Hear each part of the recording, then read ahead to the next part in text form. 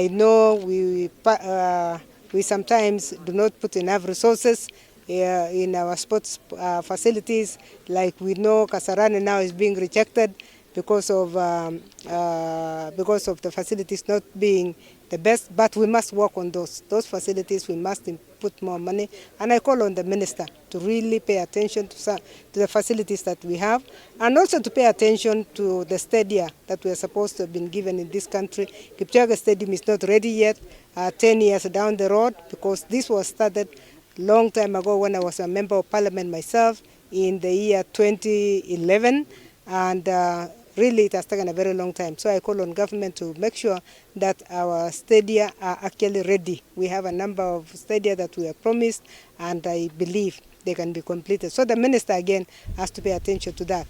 As we said earlier, the minister must also pay attention to athletes. Athletes, we had the worst incident recently when one was killed. And we cannot ignore the fact that these are people who don't have mentors.